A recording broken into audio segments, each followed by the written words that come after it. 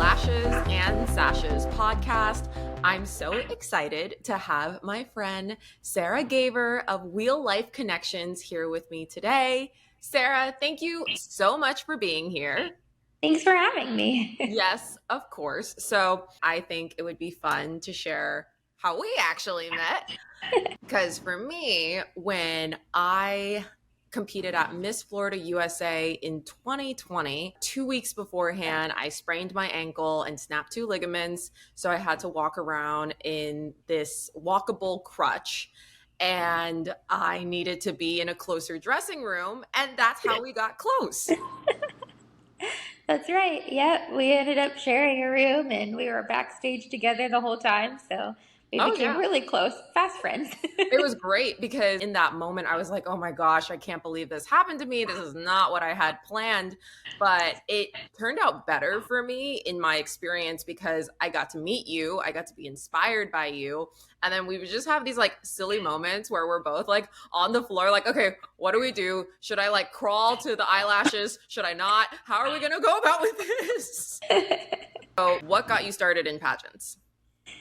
I started when I was 17. I did a National American Miss, was the first pageant I ever did. And I actually, awkward story, but I started in that one because they don't have a bathing suit competition and I didn't want to wear a bathing suit to compete. Makes sense. So that was the first one that I did. And I really didn't know what I was doing. It was kind of a wild experience, but it was kind of like that, at least that stepping stone to get the process started. And then I fell in love with how it worked. Aww. And kind of kicked off my career. So what did you love most? Because I have to say, National American Miss I feel like most girls, for me, that was also my very first pageant. You never know what you're doing at your first pageant, and especially at NAM. Yeah, I think my favorite part was I actually made a lot of friends quickly, and I didn't think that was going to happen. I also thought I was going to be kind of the outsider, and it wasn't that way. There was so many individuals and they were all different shapes and sizes and we all came from different walks of life that I really felt like there was more of a connection than I thought there would ever be in the typical stereotypical pageant world. And so I think that kind of drew me into the idea of competing. And then I actually went to college with one of the girls I competed with at NAM years before. So it was super cool that we saw each other at the university too. So. Okay, so then you mentioned this stereotype you saw before. So were you kind of just seeing what was on, I don't know, like news channels or TV shows of what pageants were? Why did you decide to compete at a pageant then? Yeah, I think it was more of kind of what everybody would talk about, what my parents would talk about, what their experiences were, things like that. And so I was always very standoffish because, of course, growing up as a child with a disability, being in a wheelchair, there aren't any role models on TV that look like me. So everybody wanted to be like this person or this person. And I was like, I don't fit in. I don't look like anybody. Who do I want to be like? I don't know. And so I had been a show choir competitor and I was a choral competitor throughout my entire time in school. Okay. And so I was like, okay, there has to be another type of sport basically that I can compete in because I couldn't play the physical sports like everybody else could. Mm-hmm. And I really liked the competition aspect of pushing myself, finding confidence, things like that. And so that's kind of how it started. I love it. And I didn't even think of it that way as like, I know people say pageants are a sport, but then when you transition from like show choir to pageantry, it's like, whoa, that's competition. That is the movement. That is like getting yourself out there. So when you started pageants, is that when you built Real Life Connections? And then can you tell us what Real Life Connections is about? So I actually didn't build Real Life Connections until I got into college. Okay. I built Real Life Connections in 2018. Mm-hmm. And throughout my college time, I had kind of learned that I was the first woman with a disability in a wheelchair to live at my university on campus. That was like a first for that school. Wow. And so I did a lot of news stories and a lot of advocacy work to try and encourage more individuals like me to go to college, move away from home, and be independent. But it's a lot of work to get there. And so at that point, that's how Real Life Connections came to be. I wanted to create this platform where no matter who you are, what walk of life you come from, what disability you have or don't have, there's a connection to be made between us as humans on this earth. And so regardless of what those limitations look like, it's just building a network and constantly building a network no matter where you are. Oh, that's amazing. I mean, kudos to you because that must have taken a lot of bravery for you to be independent, to move out and go to college on your own. I mean, if you don't mind me asking, how was that experience like? It was actually a really rough experience. So my parents took care of me my whole life, all the way Mhm. until I went to college. And then I was like, well, I want to go to a 4 year university just like everybody else does. So I don't want to go to a community college and stay at home. And so I applied to all the universities in the state. I emailed all of them and said, look, this is who I am and this is what I need. What can you offer me? And the one that I went to, the University of North Florida, came back and said, well, we don't have a program, but we can build something if you choose to come. And I was like, okay, well, I guess we'll just build a program. They don't That's exist, so we have to make incredible. one. Hmm. And so going on the first day, I was an honors student, so I went a week early before all the other students got there. Okay. And my mom and dad stayed in a hotel for the first couple of days because we were all like really not sure if this was Of going to course. I work mean, this out is or the if we first were time going to they are epically not fail. even sure what they're doing, right? Like, So I got there, and at that point, I had applied for in-home caregivers because I had to have somebody come take care of me. Well, they had only approved me for 8 hours of care a day, and I was like, "Uh-oh, what do I do with the other hours that I don't yeah. have? And how do I go to the bathroom? And how do I do anything?" Hmm. And so I had moved in. We got all my stuff in my dorm room, and they called and they were like, "Okay, well, we fought it, and you got 24-hour care, so you're good to go." And I was like, "Okay." Well, and so that started the entire process of first time ever being taken care of by strangers, first Hmm. time living on my own, like all of that. And that was a huge transition, but Oh worth my it. gosh. Yeah. I mean, and again, like you said, it's a stranger, and like they're not just a stranger, everybody is a stranger. Your honor Yeah. students, your professors, everything. And I mean, even I can't even imagine like living in, what was it, like the dorms and then going to your classes and everything. Is it accessible? Do they have the right ramps, or too many bumps, or when it rains? Like, what do you do? There's so many aspects of it. Yeah, you make friends really quickly and you try and figure out who's in your corner as soon as you get to your next location. My dorm room was way off main campus, and so to walk to campus wasn't a problem. But when it rained, and it rains in Florida all the time, Yeah. there was no covering until you got halfway to your location. Oh And so my, I became really close friends with all the bus drivers, and they'd come pick me up at the door. oh, And so, that's so like, good. you open up and you talk to people, and you have to share part of your story, because if you can connect with just one person each day, you never know where either one of you will benefit in the relationship. And That so is I've fair. just really learned it's important to just make friends everywhere you go. Are you naturally like an extrovert or an Yeah. outgoing person?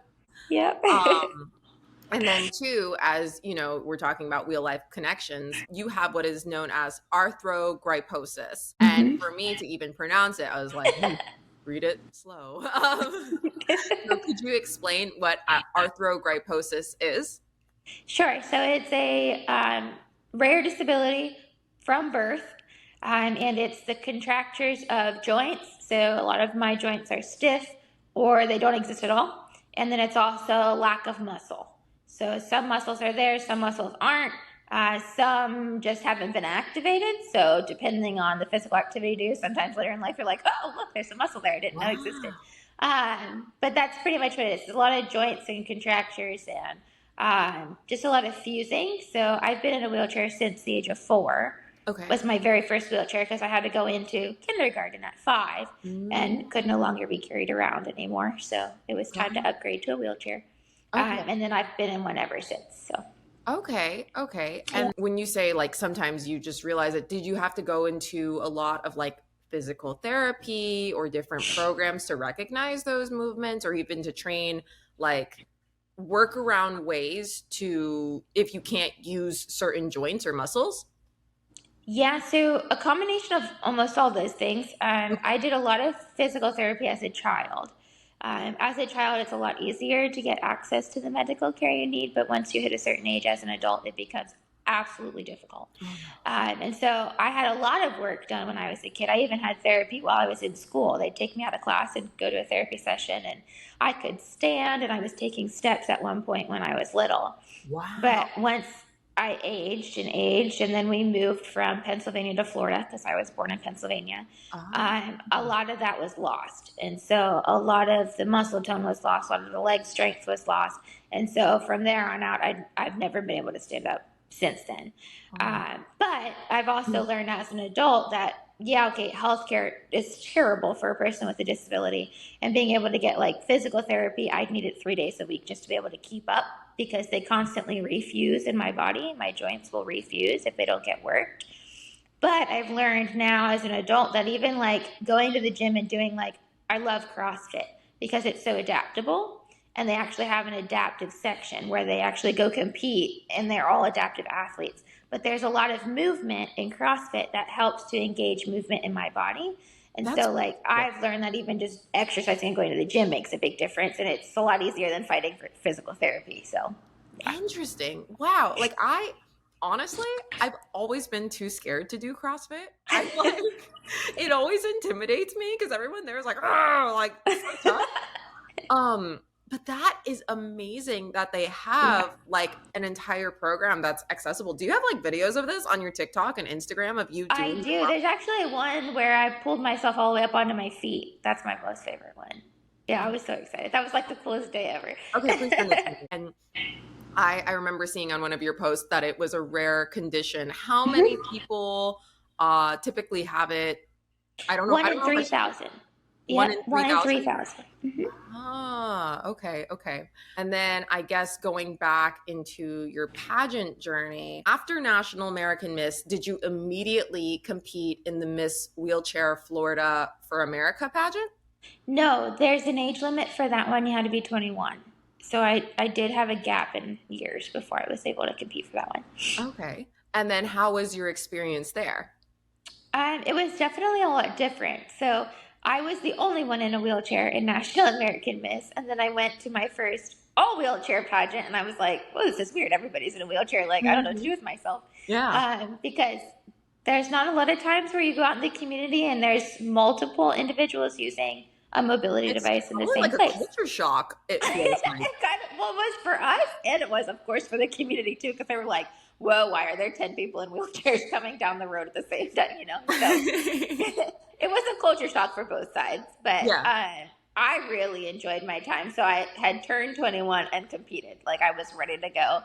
And Florida had a competition at that point. Florida Mhm. right now has a write-in, so they have kind of trickled out the competition in person. But there was 10 girls that competed when I competed in 2015 for Wow. the title. And there's no aspect of outward looks. So we're not looking for somebody who's a certain shape, a certain size, a certain height, anything like that. It has nothing to do with that. It's all about how well you speak for yourself and how well you advocate for others. And so there's 2 or 3 rounds of interviews, there's onstage questions, and then you give an onstage speech, which is basically like your talent portion. So, Wow. mhm. So it was, yeah, no wonder you won. You're like a total speaker. But that's actually very interesting that it was so speaking focused. Mhm. And then how was it going into nationals at Miss Wheelchair America? So nationals at Miss Wheelchair America was amazing. I think there was 25 of us, which was super cool because that's a lot of wheelchairs in one place, which was awesome. I was the youngest contestant, So at and 21, you're ready. yep, I was like, all right, we got this, we can do this. And it was a week long, and they're actually competing right now as we're recording. This week is their week, so like I'm following all their journeys, and it's so fun to watch.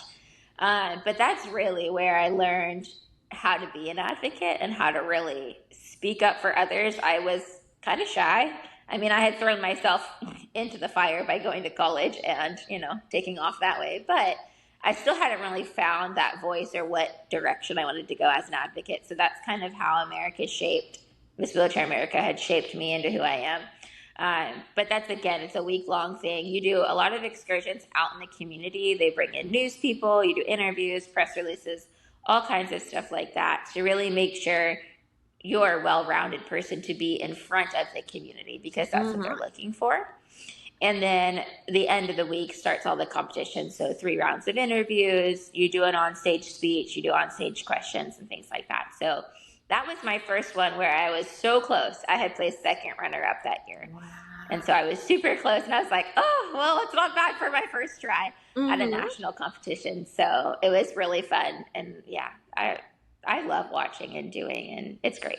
Oh my gosh, that is, I mean, 25 wheelchairs. I've never seen that personally. Right. So, I mean, putting that in a pageant space and making it accessible, but I actually really appreciate the news aspects of it, the media, because my whole goal, even with Lashes and Sashes, is for pageants to be seen in a positive light. And like Right. you said earlier, like none of that negative stereotypes. And what you're doing and what these pageant systems are really doing is promoting that positive pageantry and these incredibly well-spoken women, much like yourself, that really need to be the ones on the spotlight. After Miss Wheelchair America, how was your experience at Miss Florida USA? Like, that's a huge jump. Yeah, that was kind of a wild jump. And it was a few years, it was a pretty good 5 years gap, I think. So Okay. yeah, 2015 to 2020, because 2020 was my first year. I don't really know what I had thought before I had applied, but I think my goal at that point was I had already done my TED Talk. I had already done all these things where I was getting out in the community more and more people were recognizing who I was. And I was realizing that when I was little, there was no role model, but now I was almost becoming someone who the next generation of little girls could look up to as a role model. And so I thought back to that same conversation I had with myself in that first pageant. Well, there is nobody that looks like me. And so the USA, Miss USA system is a huge system. It's televised. Everybody sees it. Everybody sees Miss Universe. Everybody talks about it. Well, I wanted to be the one to say, okay, it doesn't have to be this way. Not everybody has to look the same. Not everybody has to get around the same. And so I kind of wanted to break that barrier of outward looks versus whole woman, who you are as a person. And so I had applied and they had accepted, which I couldn't believe. I was like, what, in Florida? How is this even possible? Because I know there's hundreds upon hundreds of applicants. So it was amazing to just get in.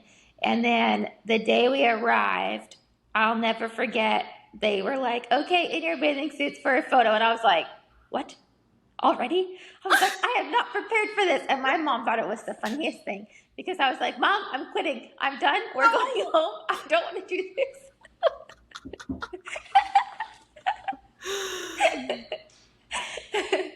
So that was a very internal struggle for me. But then after that, we were walking through the hallways back to the room to get changed back into our regular clothes. Yeah. And this lady, I think she was my house mom, if I remember correctly. And she was like, there was a couple other girls walking in front of me. And she turned around and she was like, you all should be friends. And we all looked at each other and we were like, okay. And then we were like, that's it. And the whole weekend, the 4 of us like stuck together like glue. And we did everything together. We did makeup class. We did everything together. And I was like, well, that was interesting. And how did she know? That was kind of cool. So it made the weekend a little easier. That's so cute. That's right. It was with like Brianna Jones, Alexandra Hanley. Yeah. Okay. Yeah. You guys were such a cute little groupie. I was like, oh, this is so cute. Yeah, it was crazy. And I mean, honestly, that first day when Robin ran Miss Florida USA was chaotic. It was ridiculous because It was not. The following year was, yeah. yeah. Okay. So then how was your first year competing for you to go on to compete the following year? All right. So the first year was really hard. I really struggled the first year. I had a lot of internal struggles because I didn't feel comfortable with how I looked compared to everybody else. I really struggled with self-esteem and self-confidence. And so the first year I almost felt like that. Almost like that, oh, it's such a cute girl in a wheelchair coming to compete. Like, she should just get a voluntary cute prize. Do you know what I mean? Like, that's kind of how it felt. Yeah. And I was like, okay, this is not how I wanted it to be. I wanted the other ladies to think that I was competition, not just some cute girl here because I was in a wheelchair. And I didn't feel like that my first year. I didn't feel like I was competition. I kind of just felt like the off to the side kind of girl. So after that, I had reached out to Robin after that year, and I laid it all out in an email. And I said, this is how I felt. This was my goal. This is what I wanted to do. This is, where I could see this going, all these things. Okay. And she emailed back and she said, well, you should come back and do it again. And I was like, no, thanks. I don't want to do it again. And then she said, well, if you don't do it again, you're never going to make any change. I was like, oh, well, darn. Way to stick it to me. Okay, fine. So I was like, okay, I'll come back one more time. And that actually would have been my last year anyway, because I aged out after that year. And so I was like, okay. So applied again, got a title. This time I was like, okay, I'm going to work extremely hard. I'm never going to look like everybody standing on stage. It's just not going to happen. My body's not built like they are. But if I can work on myself hard enough before I get there, at least I can feel like I'm on the same playing ground. Mm-hmm. So I worked out 4 days a week. I changed my complete diet. I started tanning earlier. I did teeth whitening. I put on lashes. I got my hair done. I mean, I did everything a pageant girl probably would do that I didn't realize I should have done for the first year. I made sure this time I didn't wear a one-piece bathing suit. I had a two-piece just like everybody else did, because the first year I was like, okay, this was weird. I was the only one in a one-piece and kind of awkward. So anyway, I started to learn because I didn't know. I've never been in that kind of elite competition. I've always put myself in a competition where I felt like I fit in, and that was one where I didn't.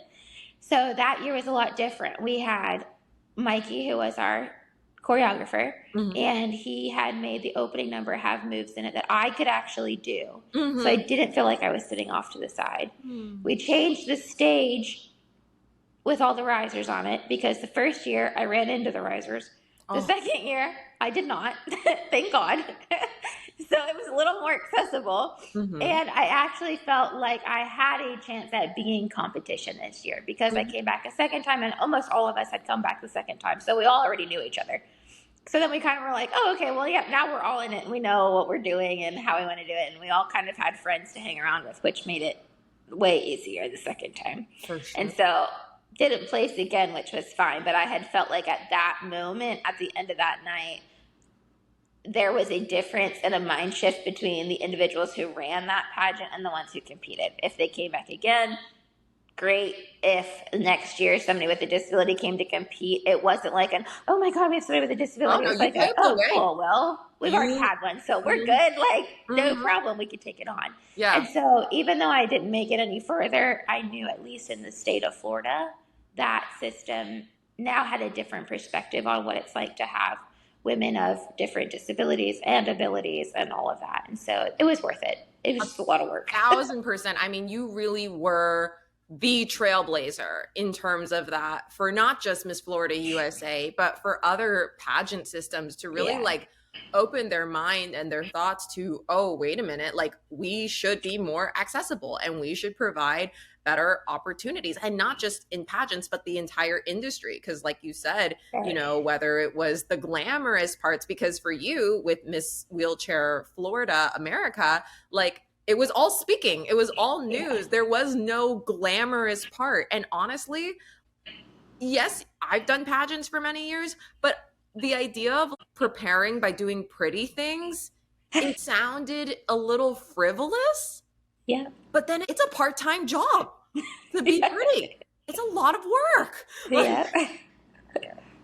And so I can imagine for you to have to do that, and then have to, like, even for you to get teeth whitening, like, is the space accessible for you? Can you go through there and go through the hallways and get into the office, or whatever exercises? And I remember when you mentioned diet, because when we were in the dressing room together, I had all these random snacks, but you had a lot of different allergies too. So how were you able to, you know, it's like an extra layer of challenges. Yeah, it was. I'll never forget putting my lashes on. So they did the individual ones that they glued on. It was like a 4-hour process. And you had to lay flat on the table. Well, I don't lay on my back very well. And she's like, well, you have to lay on your back. I'm like, all right, well, we're going to try this. Well, 2 hours in, my leg cramped up and I couldn't get my leg to uncramp. And I was like, is this for that statement, beauty is pain comes in? Because this is absurdly ridiculous. And so I laid like all different directions and it took 30 minutes to get it out. And then she finished and I was like, okay, well, they look good, but I don't think I'll ever do this again. Well, again, remember, I was there, and you know me, I am more than happy to glue any lashes on you if need be. But yes, that's, oh my gosh. I mean, even I like, think you still glued them on that year because I started losing them. oh yes, yes, that was true. I do remember you came by and you're like, Elizabeth, can you do it again? I'm like, yeah, no problem. I got you. I was like, they're falling off. And now I have a gap and I can't fix it. Mm-hmm, mm-hmm. Yep. Yeah, beauty really is pain. For Literally. sure. I do have to give kudos to you because I really think you did put yourself out there as a serious competitor in the pageant space, whether it was like your Carlos Velez photos. You were that trailblazer. And I was talking to Deshauna about this, Deshauna Barber. There's going to be another girl with a wheelchair that can compete in this pageant now and compete more comfortably because Right. you started the path in the first place. So Right. kudos to you. As Thanks. always, you're incredible. And then when did you decide after Miss Florida USA to then do Miss Wheelchair Florida USA? The following year, Okay. 2022. Mm-hmm. And Miss Wheelchair USA is still a smaller program. Okay. And so all of their state and regional titles are write-ins.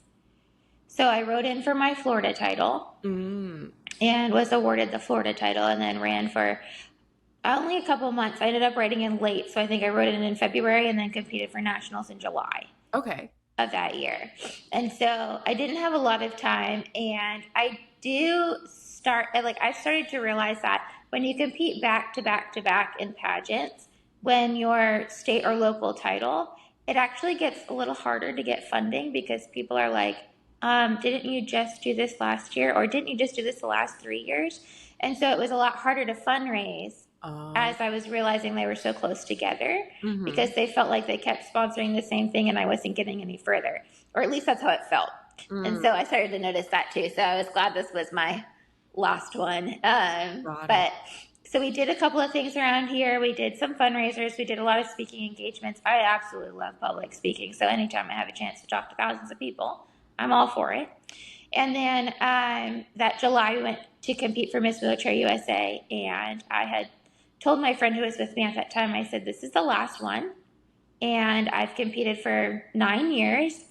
And I'm ready for a national title because I have worked really hard for a national title. And if I don't get it this time, I'm done.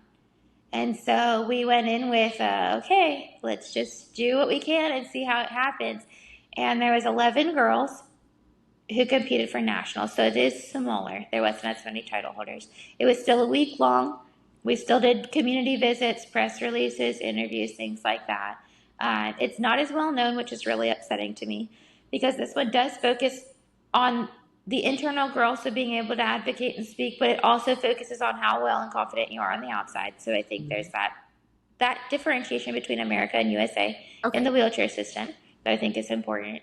And so it was still 2 rounds of interviews. So you do it with a panel, and then you do round robin with one time with each judge. And then it's 2 onstage speeches. So your platform speech. My platform's Cultivating Creative Confidence. It's been that for years. It was even that at Florida USA. Just because it's taking little tiny steps to build confidence every day so that you can, again, be more confident overall in the future. So that was the platform. And then you have 2 more minutes the next night to give your marketing speech. So how are you going to market it? What does it look like? How are you going to take it across the country? All those things. So you do those 2 speeches, and then you do 2 onstage questions. And so it's still a lot of speaking. There's a huge portion that revolves around speaking and being able to speak well and compose yourself. And then there's also an evening gown presentation. There's an opening number presentation. And so there's a few other costume changes and things like that, or outfit changes. So it kind of feels more like you're regular or able-bodied pageant, if that makes sense. Got it. Got it. So gown and opening number were the other phases that were more on the presentation and confidence type of thing. And even to a certain degree, your appearance and those things. Exactly. Yeah. I mean, they're not judging on what dress you wear or, you know, what weight you are or what size you are, nothing like that. But if you can tell by a person by what they're wearing if they're confident or not. And so that is kind of what they were looking at, like how well does the woman present herself on stage? Does she hold herself well? Is she confident? Is she smiling? Is she, you know, things like that. So Got it. Got it. Okay. So both week long. And where was this pageant held? this one is in Ohio. Oh. And then America is held in Michigan.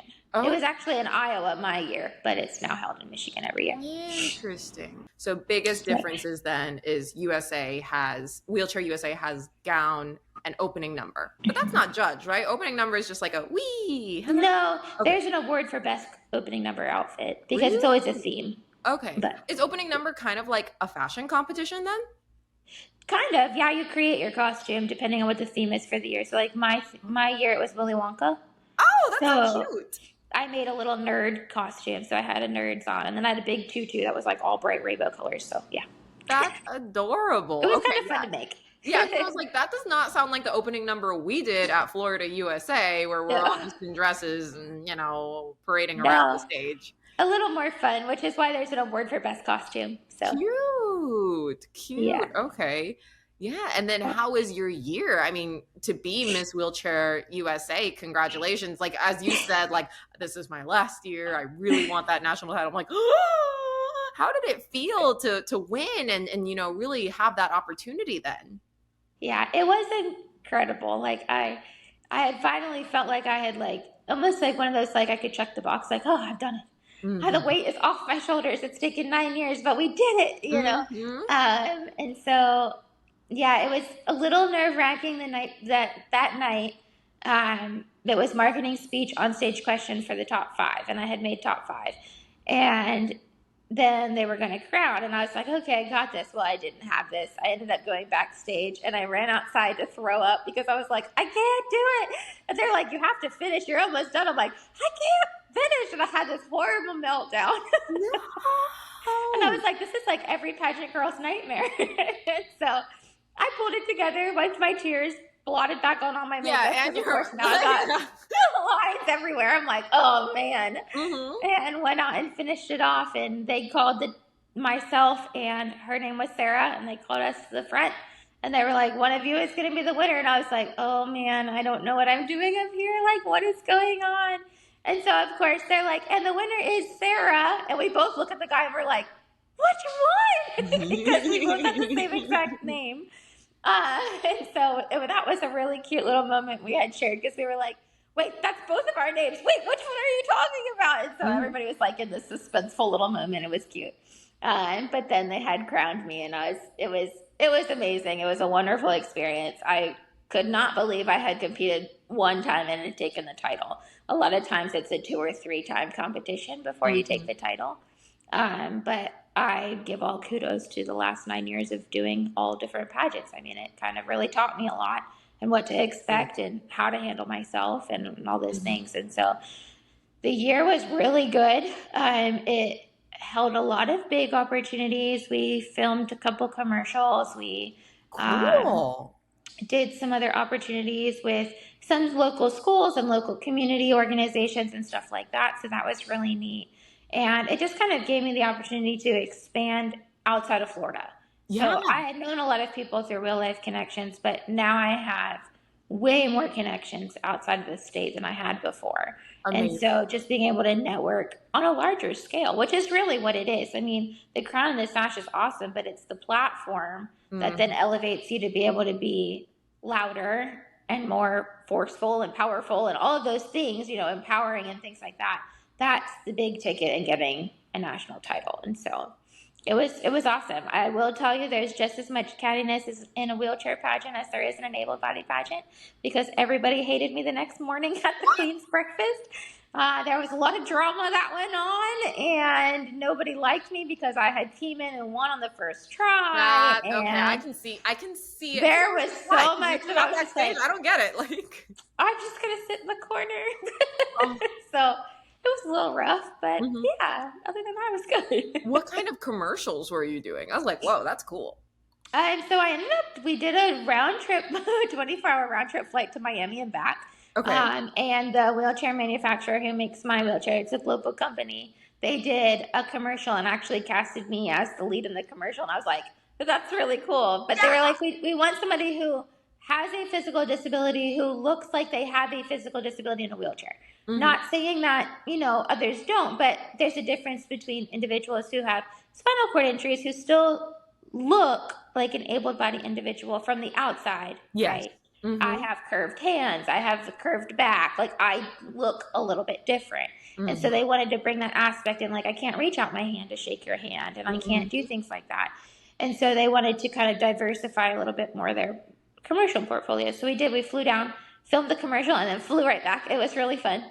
That was a really cool experience to do. So Yeah, especially if it's the wheelchair that you use. So then you get to be yeah, the face of the actual product and you can actually speak out on like, this works. Like I use this on a day-to-day basis. I'm not yeah. I am a paid actor, but I'm also a real user and a Exactly. consumer who pays for it. So it works out perfectly.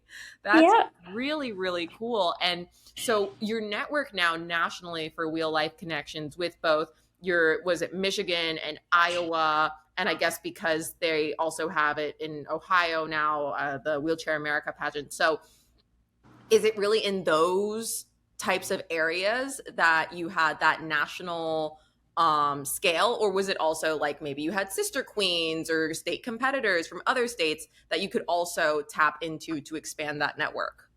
Yeah, it's not just in those states. It's all over the country at this point. And being a national title holder with a disability, it opened the disability community larger.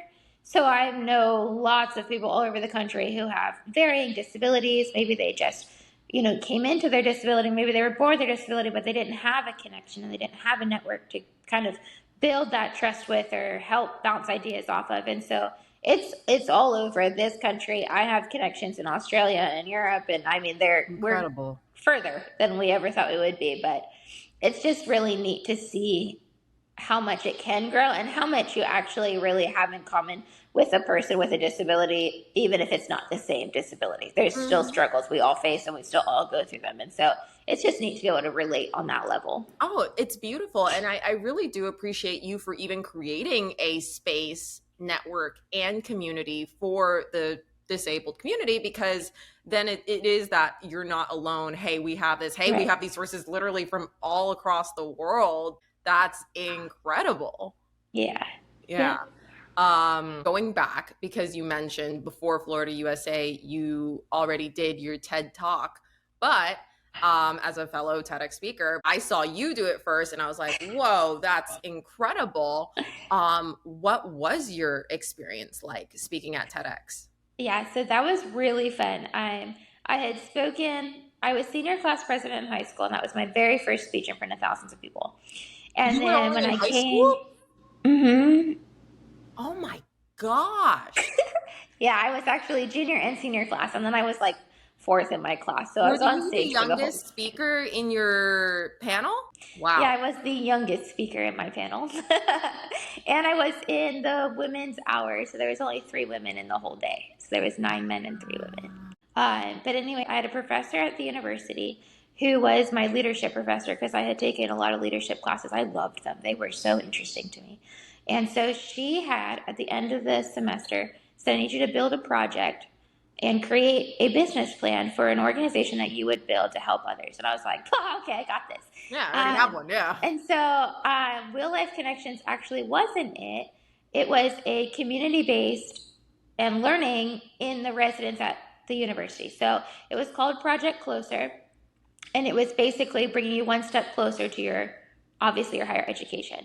So it was encouraging individuals on campus to be care providers for individuals with disabilities who live on campus. Mm-hmm. Super streamlined program. I took it to a crowdfunding adventure for a week, and we raised money there, and we did all kinds of stuff. Well, at the end of it, she said, okay, now I think it's time you move forward and you speak at TEDx. And I was like, nah, I can't do that. And she said, well, you can, I'll be your coach. And I was like, okay, sure. So we spent 3 months writing out my entire speech, really working it, really trying to make sure we had, people laughing and then people tearing up and then all these emotions. And I was like, this is not as easy as I thought it would be, but okay. So we built it all together, and then she said, okay, you have 15 minutes and you have to have it memorized. And I was like, ooh, this is the longest one I've ever done memorized. Like, it was a lot of pressure.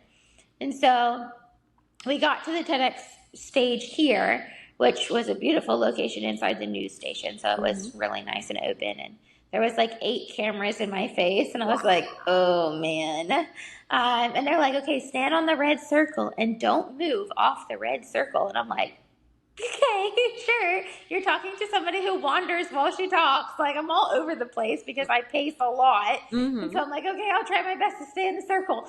And so the cameras were on, and they were like, okay, and the countdown clock was on the floor, which I think was the most intimidating experience because I could see it the whole time. Why? And like, that freaked me out because I had to stay within my 15 minutes. And so I was like trying not to look at the countdown clock as it was going.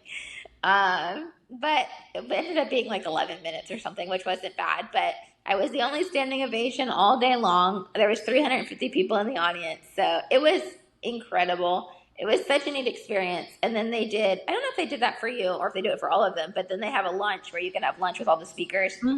Yeah, I think that's super cool. So everybody got to have lunch and ask all kinds of questions, and it was really neat. I think I was after lunch session, so they hadn't heard me speak, but they got to meet me ahead of time.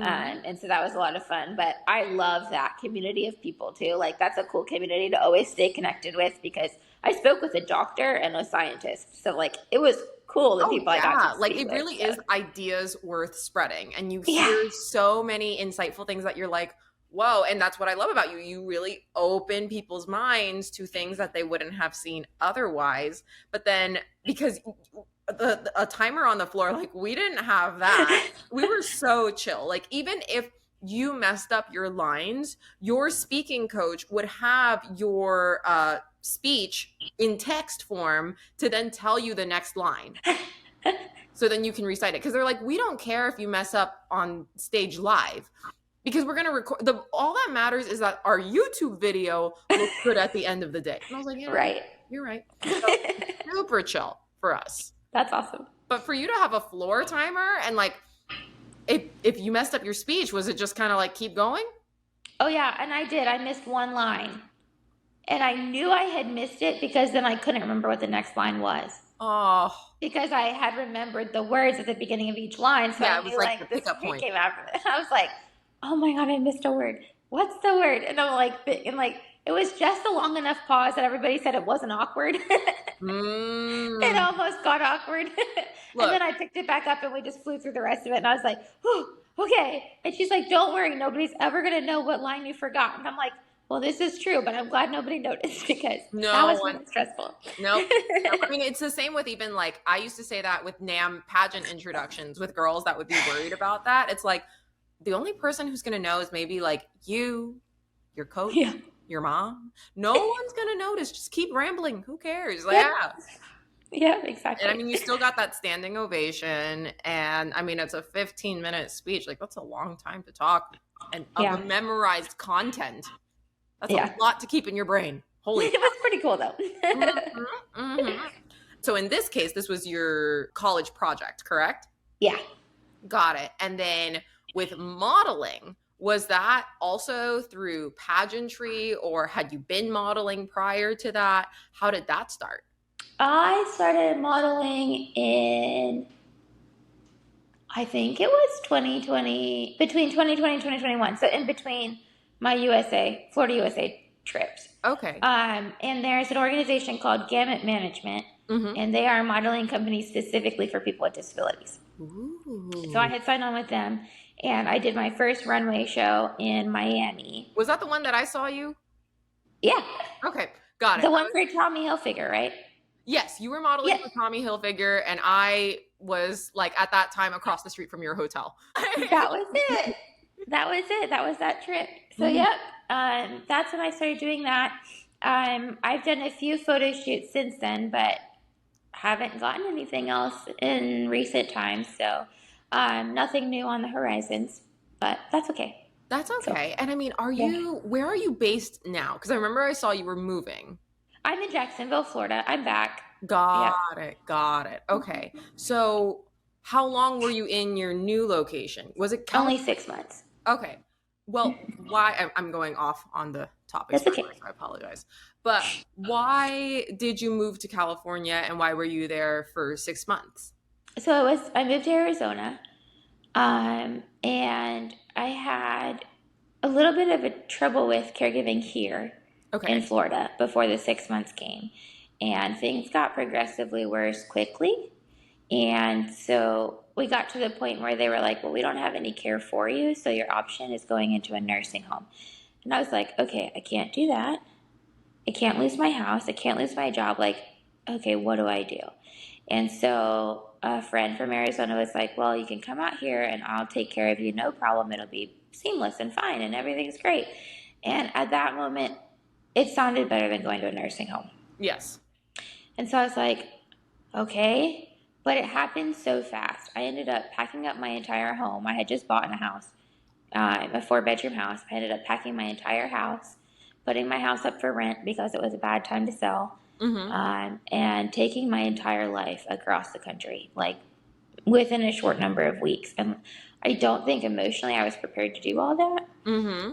And then I had moved into with this friend, and it was okay for a little while. I had learned a lot. She was also in a wheelchair, so we figured out how to take care of each other by ourselves without another person, which Wow. was interesting. But it taught me a lot of like my own boundaries, movement wise. What I'm capable of that I didn't ever think I was capable of. Um, and I learned a lot to do a lot of things on my own. Mm-hmm. There unfortunately was a lot of times where I was on my own, which is why it didn't work out.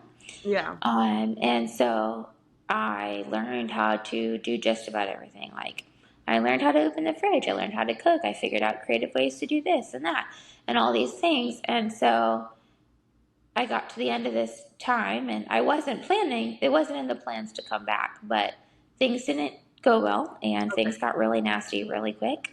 And I needed an emergency out. And so I had a chance. I had my car, I had my suitcases, and I was like, I think it's time I go. Mm-hmm. My depression and anxiety had gotten really bad while I was out there because I was so alone Mm-hmm. and I didn't have a network like I do here. I did try to take my life once while I Oh was out no. there. And so, like, I knew I wasn't stable and there was no way I was going back.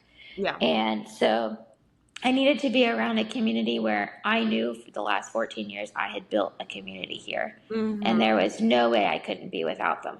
Yeah. And so I grabbed my stuff. A friend flew up. We were in Ohio at the USA pageant, actually, the Miss Wheelchair USA pageant. She flew up and we drove back down. It took us 2 days to get down, and we drove down here. Wow. Um, it was a very humbling experience once I got here. I lived in my car for a week and a half. I had nowhere to go.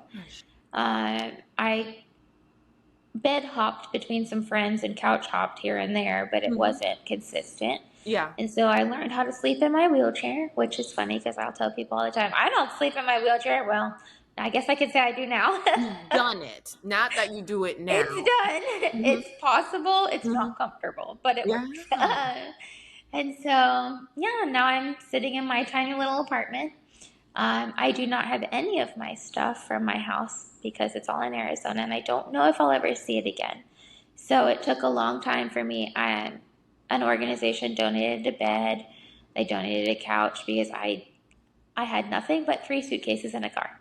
Oh my So gosh. I'm still rebuilding, Mm-hmm. trying to figure out where I belong, what's next for me, why am I here?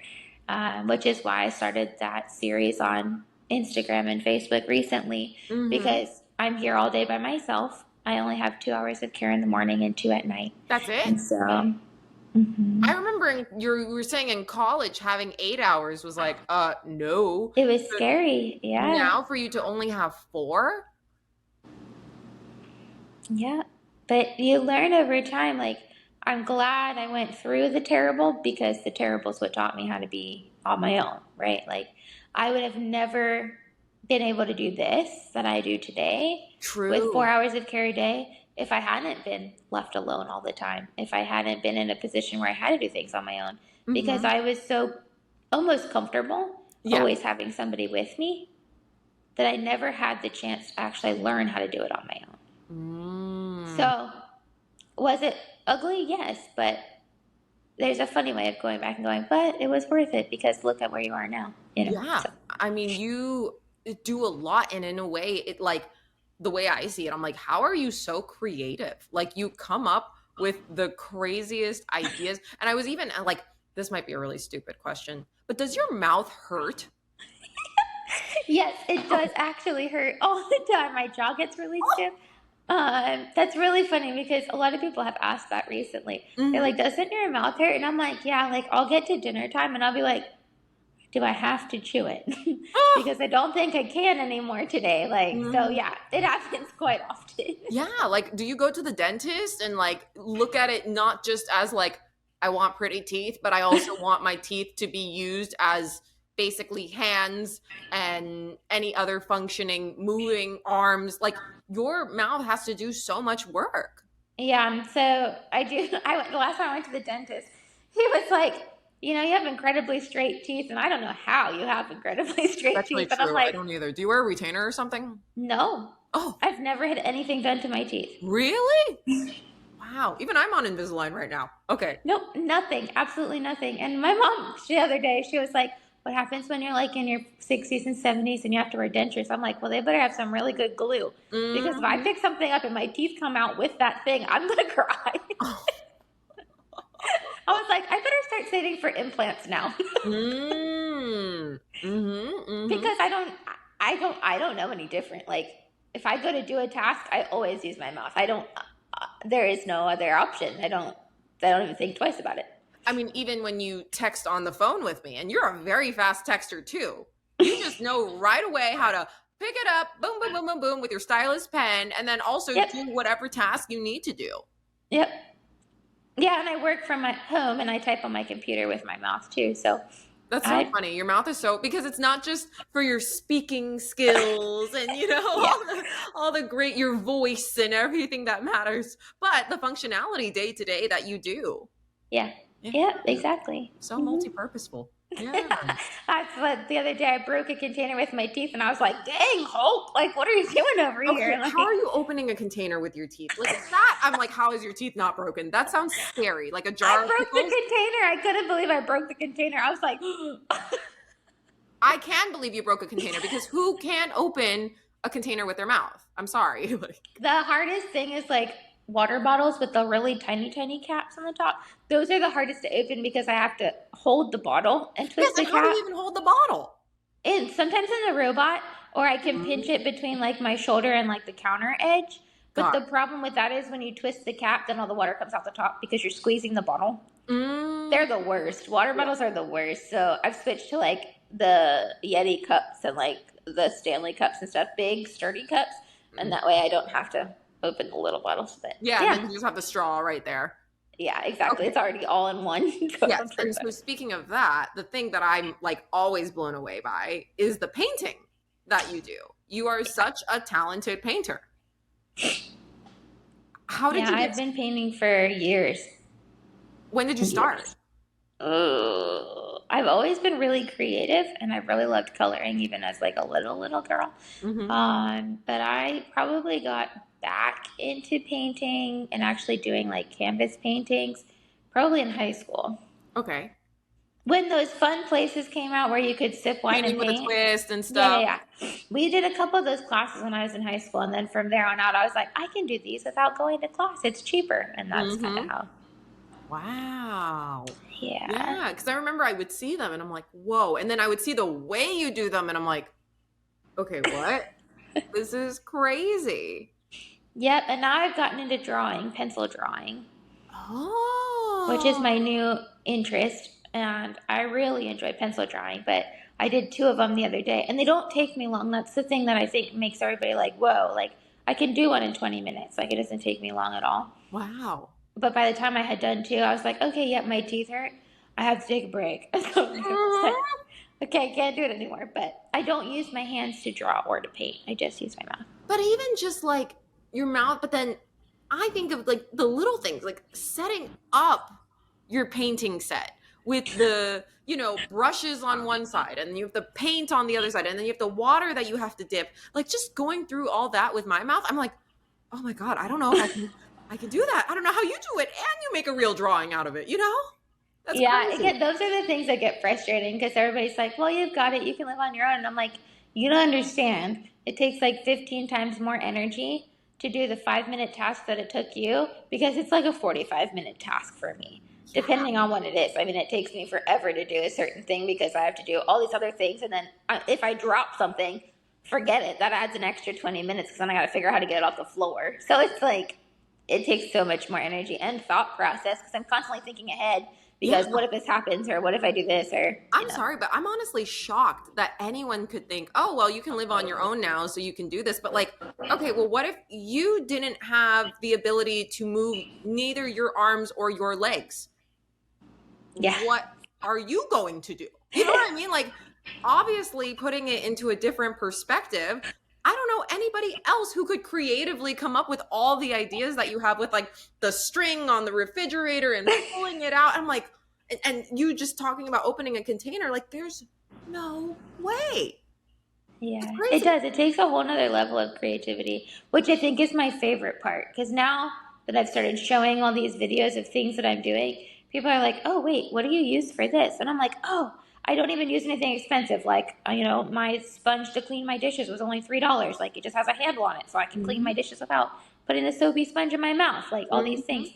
And so that's kind of Ooh. like my new mission is like building this, I don't know yet, database, website, something where it has like all these tools on it. And like, yeah, they might say that they're for this, but I'd use them for this, and this. And Mhm. like, they're way better than, what they were made for. Because Yeah. there's so many things out there that people don't realize. Like the string on my refrigerator is a suitcase handle. Oh, so you are repurposeful Yeah, I just sustainability. use whatever I have. Mm-hmm. Yeah. That is so clever. But Yeah. I mean, okay, and then this was another thing I wanted to ask you too, because I remember when you were even struggling to get the robotic arm. Mm-hmm. And so now that you have it, has that helped you in terms of independent living?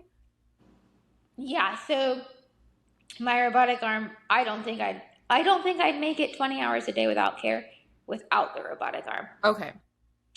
So you can use the robotic arm. I use it to pick up the lids in the pots and pans. So like if I'm cooking in the Mm. crock pot, the robotic arm picks up the lid and then I can get my head carefully in the crock pot to stir or move or whatever I need to do in there. Mhm. I can use it to pick up bottles like creamer for the coffee to pour the creamer, like things like that. Because some things are just too heavy, I can't put them in my mouth. Yeah. I have actually practiced and gotten pretty good at. I can actually take off my top and put another top on with my robotic arm. So Wow. like if I was in a pinch and couldn't do, or somebody didn't show up, I could almost, without being able to go to the bathroom because I still haven't figured that one out. I could almost do a full day's worth of care on my own, but it takes a lot of Yeah, again, like you said, what I could yeah. do in 5 minutes takes you 45 minutes, even with a robotic arm. Yeah, exactly. Yeah, it took me an hour and a half to just take my clothes off the other day, and I was like, okay, now I'm sweating, and I don't want to put other clothes on, and this was a lot. So like, The yeah, amount of patience yeah. that you must have. My Uh-huh. God. And speaking of patience, how long did it take for them to finally, or were you able to get your robotic arm insured?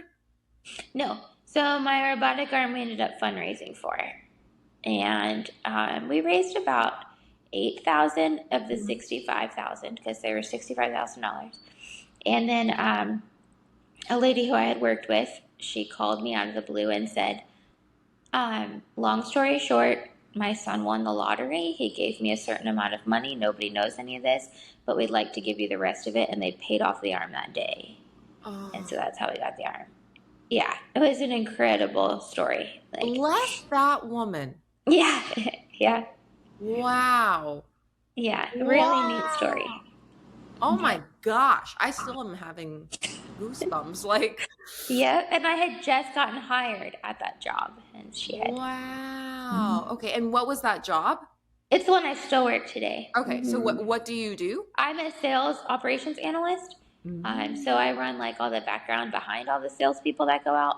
And then I also manage the deals that come through. So I start all the contracts and things like that, and then get them over to Okay. the legal department and stuff. Oh, okay. So it's like a sales funneling thing from Pretty like much. Yeah. engagement, customer, and then Yeah. now you process. Cool. Yeah. Cool. Okay. And then you do that remotely, so you're able to like use your laptop and you type with your mouth too, or you do like voice text or. No, I type with my mouth. I'll sometimes voice text, like if my jaw gets really tired. I have my email on my phone, so I can talk through my phone to type the email. Okay. But other than that, no, I type on the computer. Wow. No, I can't. I'm like, just the idea of typing with my mouth hurts my teeth. Well, it hurts your neck too. Oh, yeah. Because you have to do this motion. Oh my gosh. Yeah. Okay. Like, again, you bring up these extra things that I don't think about, and I'm like, whoa. Whoa. Not just teeth, but neck and this and that. It's crazy. Yeah, it is. Yeah. So, unfortunately, there's just many problems in our healthcare system altogether. But seeing the obstacles you deal with daily on TikTok, it blows my mind and it makes me kind of frustrated. So I'm curious on your perspective, what do you think our healthcare system can do or even just kind of begin to do to take steps in the right direction? Well, so it depends state by state. Some states are better than others. Florida's not the greatest. Okay. And right now, I think the biggest barrier that we're facing, I mean, home care is one of the biggest challenges, and it's national. There's people like me every day who are left with no care and can't do as many things as I do. And so, they do have no other choice but to go to an institution or go to a nursing home and all these things. And so there has to be change somewhere. I know for me as a working individual, I don't qualify for the state benefits. And even when you're on the state benefits, you are pretty much tied to your state with a leash. You can't get married because you lose benefits if you get married. Oh. You can't have children because there's other losses and repercussions for that. You can't work so many and make so much money because there's losses and repercussions for that. I mean, there's so many inequalities that come out of being on state aid. You can't own a home, you can't own a car. I mean, you basically have to live where they tell you to live, take the money they give you, and use the services they provide. And it's very restricting. And so I was on that system for so long. And then basically when you leave, they garnish everything you've ever done. It's all theirs. Because it's not technically free, but when you die, they get everything. So they'd get my house, they'd get any assets I had, they'd get anything I'd left behind. So the house that you had was through that Florida aid? No, the house I bought by myself. Okay. Completely by myself. No aid, no nothing. And they didn't count it against me at that point because it was something that I provided for myself and it provided me a roof over my head, so they qualified it as housing. But it had to be put into a special account so that the amount the house cost didn't go as an asset and then come and get me later. But they would take that once I'm gone. Oh my gosh. All of those things would be gone. So there's nothing to pass down to a family if ever one exists. And That's not fair. A lot of it isn't. And so a lot of people are unfortunately stuck on it. Mm-hmm. And I'm at the moment where I had it before I went to Arizona. I lost it when I went to Arizona because I had to relinquish my rights to my benefits here to go to Arizona. I couldn't pick them back up in Arizona because I made too much money because it's all income based. And so by the time I got back here to Florida, I couldn't pick them up again. Now there are other programs where you can qualify for it, but you've got to put all your money in this location and then they have to tell you where your money goes and they can only pay so many things. I mean, it's like being a 10-year-old with an allowance that your mom and dad keeps track of. Yes. So there is a way I could get back on it and potentially get 24-hour care again. But I'm to the point now where I'm like, if I can handle these 4 hours a day, do I really need it? Because is it worth it? I don't know what life has yet. I'm only 30. Mm-hmm. Like, I don't know what legacy I could possibly leave behind, but am I comfortable knowing they're going to take everything? Oh my God, Sarah, that's like the scariest thing. You are the bravest person. I thought it was Like, brave for you to just do Miss Florida USA. Scratch that. Just doing yeah. this whole care thing? Yeah, What? life is it's just hard. So there's a grant program that I'm on right now that's for people like me who don't get state benefits, Okay. but they only reimburse you a certain amount of money per month. And right now that equals 4 hours a day paid at $18 an hour. If I paid less, I probably could make it more.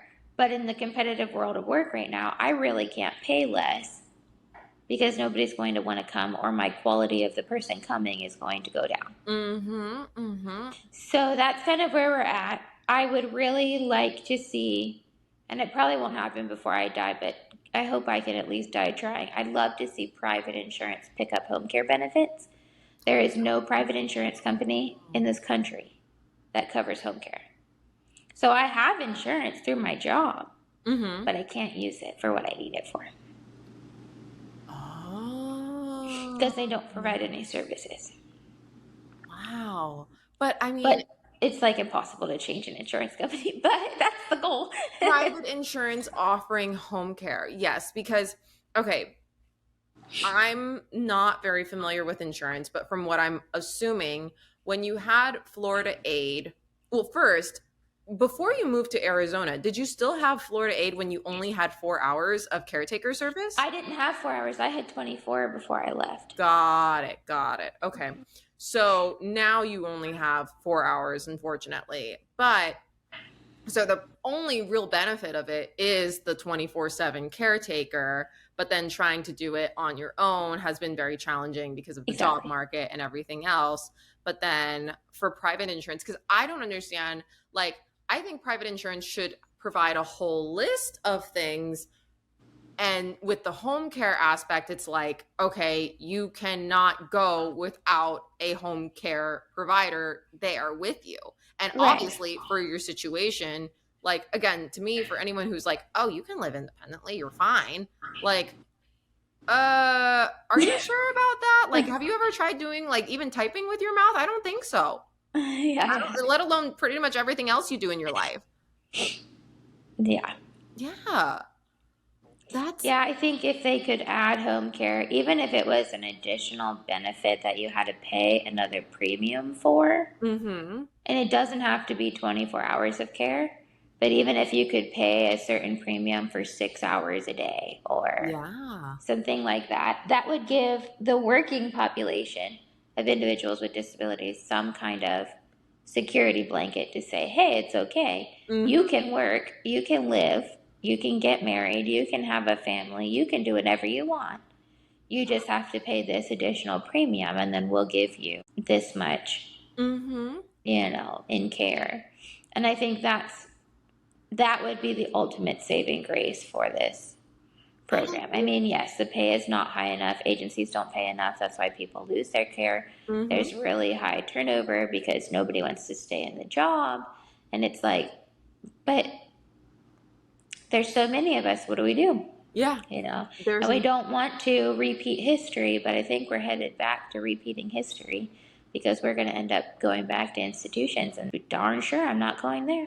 mm. It's not happening. I will not live in a facility. I just won't do it. Okay, because I was gonna ask you then, out of curiosity, when you say nursing home, I think of senior living facilities, and obviously you're That's what 30. I'm talking about. So if that was the situation, they would have you in a space with other seniors.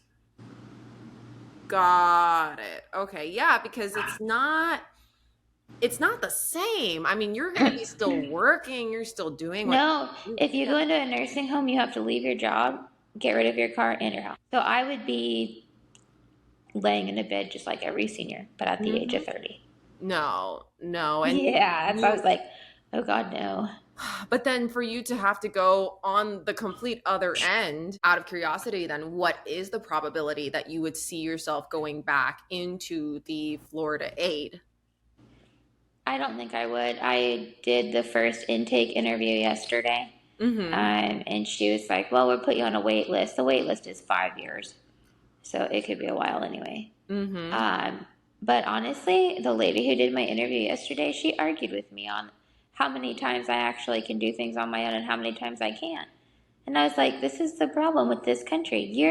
You're already judging me. You can't even judge me. You're only supposed to be doing an interview. Yeah. Like, you cannot preemptively say, well, are you sure you had, well, yeah, I'm sure. Why would Mm-hmm. I tell you otherwise? Yeah. Well, I mean, you haven't taken a shower. No, like, I don't have anybody to give me a shower. How Mm-hmm. exactly would you like me to take a shower? Like, Yeah. I mean, again, I think in a way, it's almost like they keep these ideas under the rug, which is why I'm so glad you're making these daily video content so everyday people and even them can see, yeah, I need help here. Okay. This is how I literally pull a freaking refrigerator door with a suitcase strap. This is not normal. This is just because I'm so creative and smart. yeah, I come up with these solutions. But most people can't think the way I think, but that still doesn't mean I deserve to have proper home care. exactly. Exactly. Yep. That's it. That's wild. Yeah. So I probably won't go back on. My mom's agreed. She said, don't go, if you don't need to go back on, don't. Yeah. And I have a few friends that are like, don't do it. Mm-hmm. Because I'm just going to end up back in a spot where I couldn't work another job if I wanted to. I couldn't start a business and do anything to help anybody else and fundraise any money because I couldn't have any of it. Mm. And she's like, if you can handle it, don't do it. But that's I still don't know how long I can handle it. It's yeah. getting hard, but Wow. I mean, even I think back to you saying you were sleeping in your car. yep. And I mean, for you to sleep in your car or even sleep in your wheelchair, like that is so challenging. Yep. The sacrifices you have to do and you have to put through, like I'm so sorry, like it's crazy. And it's unfortunate because you would think with a country as modern and resourceful as they say in the US that they would do more for you, but they're not. No, I thought about leaving and going to another country. Where would you think, if anything? Like, is it those like Scandinavian or like Yep. Switzerland? Okay. Exactly where it is. They provide caregivers to anybody with a disability free of charge for their entire life. Oh. Yep. From the time your child is born with a disability. But So then my parents would have had help their entire life. would you have to qualify for citizenship though Yeah. if you were to move? Yeah. Yeah. I was gonna And I say, don't know anybody over there to just be like, hey, I'm flying across the country. true. But it's interesting because that's exactly what they say. Well, America is the land of opportunity and we have so many in our healthcare system. And I'm like, not really. Mm-hmm. I've lived it. It's not that great. Yeah. Seeing the struggles that you've had to go through, and then for you to say, like, okay, if you were in, like, is it like Finland or Switzerland or? Switzerland does it. Sweden does it. Germany has a pretty good Mm-hmm. program. It's a lot of the European countries. Yeah. Okay. That you would have a 24/7 caregiver, no questions asked. You can still work. Yep. You can still get married. There's no restrictions. Yeah. Why is that? It's just interesting to go like, okay, if they can do it, why in the world can't we figure it out? But I mean, I'm even curious, like, what's the rationale behind not having you work then? You know what I mean? Like, don't we want Americans to, have jobs? I think there's a difference in value of life, which sounds really strange, but I feel like in America, in the government system, not necessarily in everyday people, some everyday people, we are not valued as equal citizens of this country. And a lot of times it's like, well, we'll just throw them this benefit and make sure they're still breathing and living. Doesn't have to be the best, but at least they're alive, so it's good, and we'll move forward. Where over there, they're like, well, if they can work and they can provide for our country, then it's our right to take care of them because they're part of our country, Mm-hmm. So it just makes it almost feels like a value thing, and that it's undervalued here, which is really sad. But It is sad because especially for someone like you are such a bright and well-spoken individual, that you are a huge contribution to our country and our society and our community. Like, Yeah. we should do more to support you. And I'm glad at least there's some fundraising support. There's friends and family. You have the Wheel Life Connections resource, but you only have it because we don't provide enough resources for you. Right. Yeah. Yeah, it Oh. just makes you have to create things on your own. So I do want to end on a positive note, though. Sure. What can we do as everyday people to support your journey, to support Wheel Life Connections, to hopefully, get private insurance to have home care access? What steps can we take? I think it's supporting individuals with disabilities. So, following their accounts, getting the awareness out, spreading things that people are posting, spreading videos that we share, all those things, because we only can get so far. And then everybody else has another reach that they can reach a little further. And so, that's a really easy way to help us advocate by being an ally, being somebody on our side who just says, yes, I understand, or I don't understand, but I, empathize or I get it. Like, I want to be and I want to help somehow, and this is how I can help. Another thing we can do is I published my first book. So if we can start teaching the younger generation to accept and promote disability awareness. It is a children's book. It's about a little girl who wins a pageant. Imagine that. It's such a cute little story. But we can start putting books like that on our bookshelves instead of the books that kids, I don't even know if kids read anymore. It's so sad. But start promoting learning that way and understanding in the classroom, because if we're going to bring our children with disabilities into these mainstream classrooms, we don't want them bullied. We don't want them treated differently. We want them accepted for who they are. So Exactly. it definitely starts with the next generation also.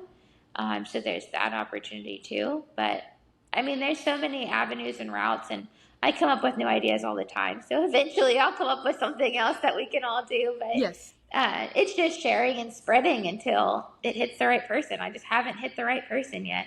Yes, I know eventually, like, your content somewhere, especially with your day-to-day TikToks, it's going to go viral. I have no doubt about it, because it is so wild. It's just right now the algorithm is weird, and there's 200 view jail and like shadow banning and whatever nonsense this social media craze is. But I know that also after this interview for me, it's like, okay, now more pageant people can see this. And then you also have all these other news outlets that you've worked with in the past.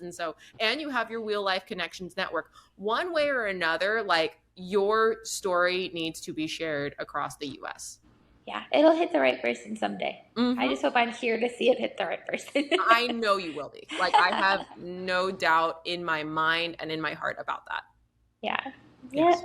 Yeah. So, oh, well, Sarah, really, thank you for everything that you do. Yeah, thank you for paving the way for so many girls and just people in general in the disability community. And as an ally, in a way, like, again, I'm so grateful that, like, I had an injury before a pageant, because I could be your dressing room buddy. And then I feel like I've now learned so much from you, and there's still so much more that I should learn and could learn to better myself and better the community. So sure. I really appreciate it, Sarah. Thank you. Yeah, thank you so much. I appreciate being here and just sharing my story. It's fun. Of course. So I always do this little pageant farewell. So signing off for not the last time, she is your former Ms. Wheelchair USA, Sara Gaver.